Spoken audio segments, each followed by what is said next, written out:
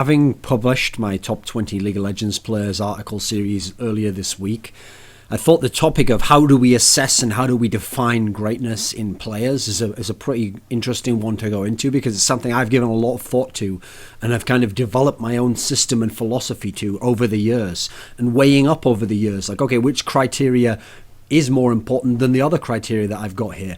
Like, is level of play superseded by accomplishments?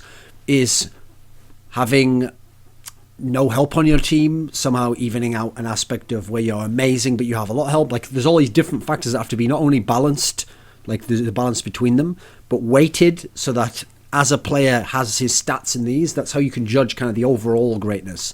And ultimately, it will always be a subjective area. Let no one tell you otherwise. Anyone who ever gets into one of these top X lists and uses phrases like, well, that's just false, or no, the best player is definitely this guy, like, no, it's all opinion based. The key thing is the opinion, if you do it right, you define it this way. Everyone can, I mean, you can have different names for these labels and you can break it down differently, but the idea is these are all the sort of categories you have to look at, and then it's up to you, whoever you may be, expert, player, another pro, just a fan, whatever category you take up, your opinions are valid. They have their own merits, but be able to explain the merits, be able to explain why they have value to you. Because I value this criteria and in this sense, and then I think this, like, for example, level of play. Like, you know, it's not this guy's fault if he didn't play the best opponents, but look at what Ye was able to do even against these. You can make all these cases and explain it. And ultimately, it doesn't matter whether someone agrees with you or not. But let's talk about this as a topic then, because that's something I spent a lot of my career actually thinking about, because I'm interested in the historical aspect of when someone's doing well now. I want to place them into the reference points of history and go, okay, well, this guy was great in this period, so how would he match up in this sense? And what's the difference between the two of them? And why is maybe one more successful and one less successful? Is it just level of play? And so here's some of the categories I would break it into, because I think I would break it into, maybe 6 categories. Let's do it like this. So category number 1, and this isn't in order, by the way. The idea is I'll just present the 6 on their own, and then it's up to you to decide what criteria, what order they go in. Personally, for me, there is no actual, in general, I think as I go through them, I don't think in general any of them totally supersede the others. Like, one is just the ultimate one, and if you're the best in this, you're the best ever. But there are degrees to which I think some of them are more weighted than others. So I'll kind of go through that as I do it. The first one is obviously accomplishments. Now, for accomplishments, you can say accomplishments / success. Because first and foremost, accomplishments, yeah, it can mean winning or placing top 2. But we can also tie that into later on other aspects of the team, etc., where success could be, if you, like, for example, in Counter-Strike, I'll give you an example from Counter-Strike here, even though this is going to be a League of Legends video primarily. In Counter-Strike, there was a guy who played from Brazil, which at the time wasn't even close to like a big country in terms of talent and top teams, etc. This is in the early 2000s. And he managed to get his team to like a top 4 level in the world. And eventually, years later, when he got the right teammates, he did become a world champion.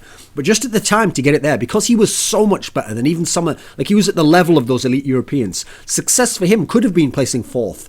Whereas for one of the best Swedish players who had the same level of skill, actually placing 4th would have meant that he'd probably failed the tournament, because he had incredible teammates, came from the culture that was like that. So in this sense, success, accomplishments, yeah, they're literally like, well, did you finish 1st, 2nd, 3rd? These are like accomplishments, we can write those down. But success in this sense can also be defined as in the context of where you're playing and who you're playing with. These are worthwhile points of view. Like, for example, there's a degree to which I wouldn't mind listing guys who make the quarterfinals of OGN tournaments in the past champion season, spring, summer, winter. I think that's an accomplishment in its own right, because of how competitive the Korean league is. So that just shows a level of consistency if you can make these playoffs. Whereas making the 5th to 8th place in like an IEM tournament, even the really good ones back in the day, no, that's not really comparable actually. It's not the same level of competition. It's not as difficult. Making sustained ones, this is very varying levels of competition at each one. Like, in one might be a very small stop and then the bigger stop, and then one's just a stop in Cologne with like 4 good teams. Yeah, it's not really that impressive actually. And the format doesn't always play into it the same. There's not as many teams, so getting to that point is as impressive as it was in OGN. But okay, accomplishments and success, that's one you definitely have to consider. Like, if guys are, what I'd say with accomplishments and successes, they sort of attenuate how great your play was. So you can have a lot of great play, but if you don't have any accomplishments, then a guy who has a similar level of play to you, maybe only a little bit less, similar level, but then a lot of accomplishments, that in itself's already not going to tell you that guy's better, but it's going to give you, it's going to ask a question that you have to be able to answer, which is, well, if this guy had a similar level of play and more accomplishments, why isn't he greater? If you're saying he isn't, if you're saying the original guy who didn't have the accomplishments is greater. Now, it's asking a question which you then have to answer. If you can't answer it, you've got problems there. Now, you might be able to answer by going to another aspect, like saying, well, he didn't have as a good teammate, so he played in this harder region where all the best teams were, and so actually he would have dominated in this one. You can do these things, but the idea is if you're going to be intellectually honest on this topic, when we balance these factors out, they're going to make you answer the hard questions to define your own philosophy. It's not that one of them's just going to tell you the answer. The data can never tell you the answer. The data, all it can do is point in directions, and you have to be able to follow the data and then make conclusions, draw conclusions, and be willing to question your conclusions and go back as things happen in time and go, was I entirely right there? Maybe I was a bit skewed in how I interpreted that data, and reinterpret it as more data comes in. That's the only way to be reasonable. And when you only have a small amount of data, as I always mention in these videos, a small amount of data, don't make strong conclusions, make weak conclusions, and then consider them weak, and as more data comes in, reevaluate and make a little stronger conclusion as you get more data. And eventually when you have a lot of data, you can make strong conclusions. But even then, as time goes on, the strong conclusion might be tweaked a little bit. Now we've got accomplishment / success. There's number one. So if you're a world champion, if you're winning major tournaments, if you have a lot of top fours, that's immediately a very good sign that's going to help you get to the top and max out that category. Then we move on to another one. This one would be level of play. I sometimes call this the eye test, because the idea is we can look on paper, right? And we can see this guy won an IEM, this guy won an IEM. Now watch the games and see who is playing better, who's dominating more, who's more impressive in how they play. And we don't just mean get kills there, by the way. More impressive in how effective they are, how efficient they are, how much they dominate. These are factors. You can use your eyes to do that. Now, yes, obviously, this has to be attenuated by the area they play, and that's true. That's going to be, that factor is going to come into play there, because if you're playing versus the worst opponents, maybe you can look a bit better. But at the same time, have you never noticed how there's no one in NA or EU looks like Faker? Remember those games where Faker has his hardest carries ever and he does the most dominant shit? No one in EU and NA does that, even if it's a lesser competition. No one in Challenger scene in those scenes does what he does there in that level. So the eye test does still work to a degree. You just have to balance it out like all the other factors. But the eye test will tell you a lot. It'll tell you more than just getting on a piece of paper, well, a third place here equals a third place there. No, let's have a look at how that third place was accomplished, what they did in it, what the level of play was. Like a great example would be Macnoon only in his career won one big tournament, right? He won OGN Winter of 2012. But when you watch it, he was an uber hard carry and his star was dominant in this season. So him winning that season is better than even some stars winning other seasons of the league. Like, for example, I think that when Frost won the season before, the OGN Summer season, the best player in that team was probably Madlife. But actually, I don't think Madlife's game impact was bigger than Macnoon's was in his particular season. It's something you have to weigh up. It's not just 1 equals 1. In this particular sense, we can also maybe define... well, I think eye test is a good way to describe it. Level of play overall, though. And also level of play feeds into another aspect, which is another category we're going to go to, longevity. Now, here's the key part that people get wrong here. Longevity does not mean just how long you've been long. What's interesting is, as I describe it, every single factor is also in its own way indirectly tied to another one of the factors and then balanced against the counter factor. So when you talk about longevity, this is where people get really confused when they talk about the Yellow Star and Dyrus issue. Because with Yellow Star and Dyrus, what they say is, well, they've made it to all the worlds. Yep, that's correct. But in what context? Dyrus made it to all the worlds as a top 2 or top 3 top laner in every single split season. But then at every single Worlds, I mean, you know I don't like to count the fucking Season 1 as Worlds, but even let's count that one. He's never the best top laner at Worlds. And at some of the other ones, the World Championship Season 2, Season 3, Season 4, he's not even close to the best top laner. In fact, sometimes he's getting a bit embarrassed and a bit shown up compared to the level of the elite all-time great top laners that are there at the tournaments. So it's not enough just to get there. Like, for example, let me think of an example of someone good who made it to one of those that we could talk about. Who would we say? The thing is, top laners, actually in general, top laners would be a bit underrepresented at those. Okay, here's one. So, Season 2 Worlds, Shy playing for Zubu Frost. This is when Shy really kicked into the next game, really became godlike. He makes it all the way to the final, but that's the only Worlds he's ever played at, Season 2 Worlds. Shy playing at that level of Season 2 Worlds, I'm sorry, is better than Dyrus making it to all these Worlds, but not being that good. Dyrus doesn't supersede him because of longevity in that aspect. Longevity here is indirectly tied to level of play. What we're really asking here is, how long have you been good? Now, if you've been as good as Shai has for 4 seasons, now it's possible you might be able to overcome someone who's better for 1 season, like the McNoon example or the Flame example, except that it claims that he did play for longer. But in terms of just his spring season 2013, that's where we can balance these factors out. So for longevity, for me, it's more an issue of being really good or at your peak level for longer. So for example, the reason why it's worth bringing up Froggen's example is that yes, in season 3, Froggen's level was not at the heights it was at season 2, and still a very good level, but not as high as season 4. But the fact that he has season 2 and season 4, which are that far apart, and that there's a level of consistency that runs between them, and then when it's the right time, he has higher levels, that's longevity in terms of attenuated to actual level of play and skill. And what you could do. It's not just that he managed to stay on a team and remain in LCS and remain trying to qualify for Worlds for X amount of seasons. That alone isn't enough. Because with the Yellowstar example, that particularly is very murky. Because people will talk about it like, well, he's been to 4 Worlds. Yeah, 2 of them as an AD carry. One when the AD carry meta had just been invented, where he played bot lane with the support player. The other one on a team that won 0 games at Worlds. So how do those 2 count towards greatness? They don't really. They're very, very minor accomplishments. That you made it to Worlds. Okay, that's all right. You made it. You got top 2 at the season 2 regional. That's an accomplishment. Making it to the Worlds part is actually not really anything because you didn't do anything when you were there. That's not better than someone who didn't go but's an amazing player in his region didn't qualify. Yeah, it doesn't entirely work. Also, you go forwards from that. So we've got accomplishment / success. We've got eye test / level of play. And we've got longevity now. Now we're going to come to... in terms of longevity, I'll give you a good example of longevity. It's people like Dandy and Mata, who were top 3 at their position, if not the best for a bunch of the seasons, for 5 straight seasons. You can't fuck with that. That's why someone like Diamond Prox, unfortunately, can't actually beat out Dandy. It doesn't matter how much innovation he did. Dandy played at a higher level for longer against better competition. It's like every factor almost goes in Dandy's favour. Almost. You can't necessarily say it in terms of teammate help, which is what we're going to get to now. So, 4th factor, teammates / help. The reason why I describe it like that is, did you have the right kind of teammates around you?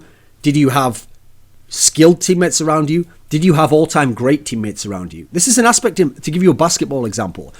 I actually think, in its own way, if I really put my mind to it, I could make a case that I think would be very reasonable, based on stats, data, eye level, eye test, level of play, accomplishments, game impact, that Magic Johnson, the point guard of the Lakers in the late 80s, early 90s, was the best basketball player to ever play the game. He had incredible game impact. There's a degree to which game impact in terms of making teammates better and setting everyone else up to be able to succeed. He was probably the best ever to play the game.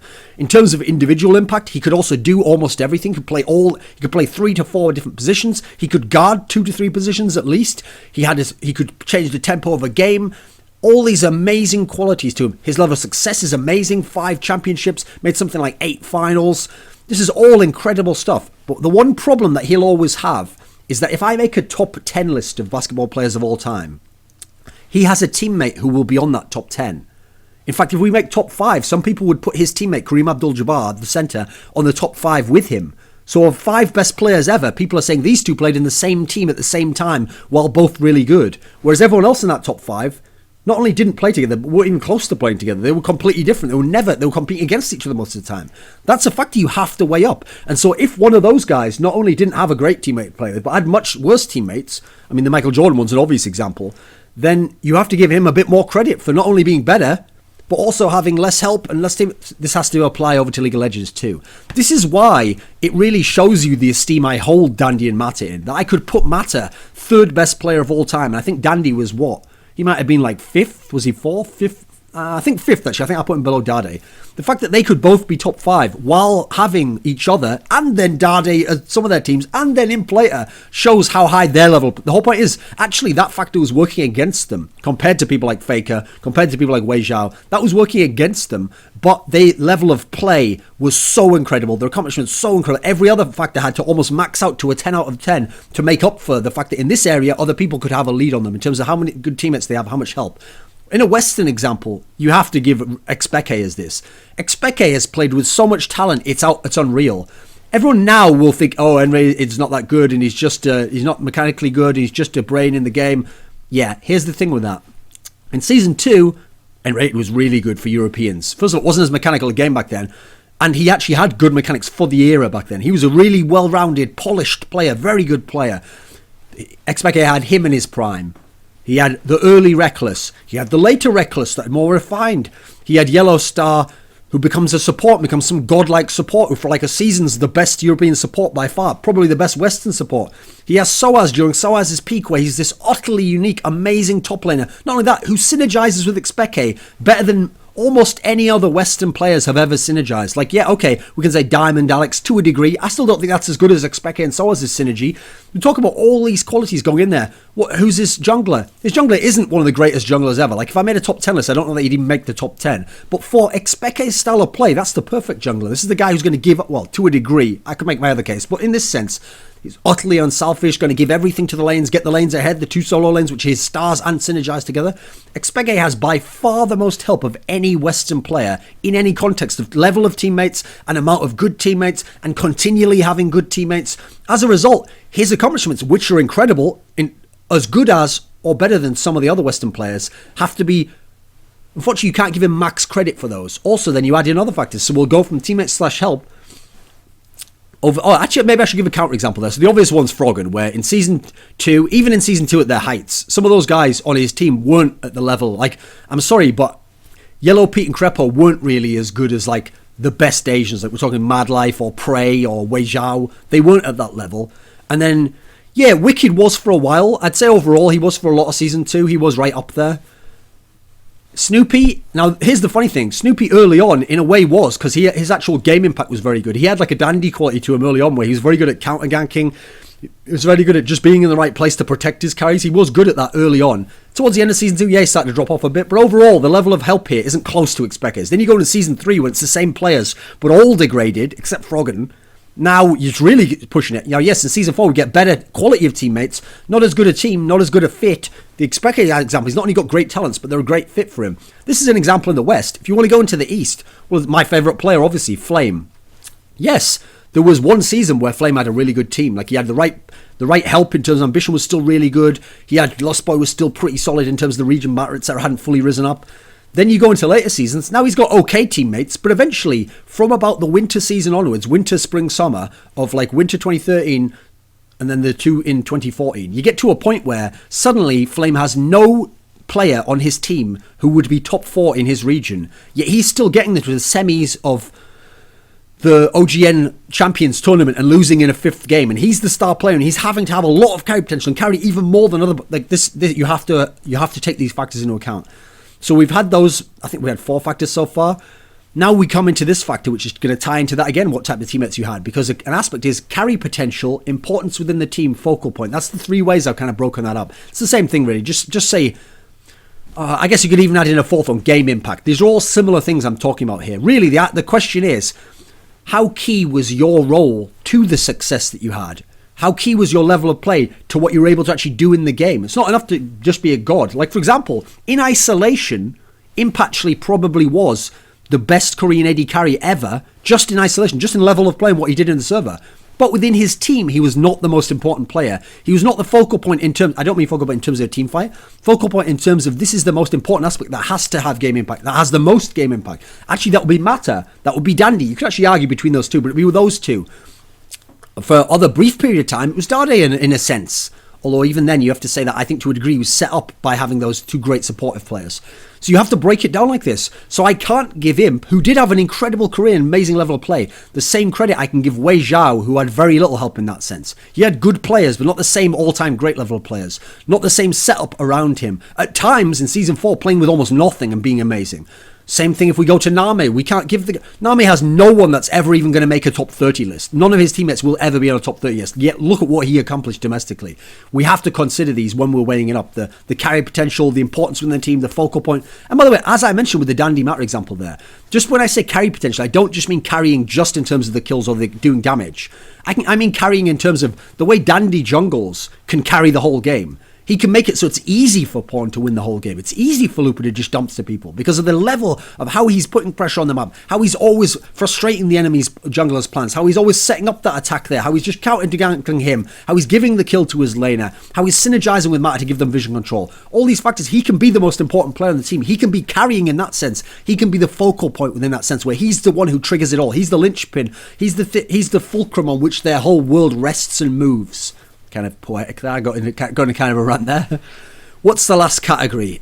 The final category I'm going to say is era played in / competition played. Now, you can make these two separate, but really I think it's the same thing. What you're really asking is, how competitive was the environment in which they did all these things and with these teammates and had these accomplishments? That has to be factored in.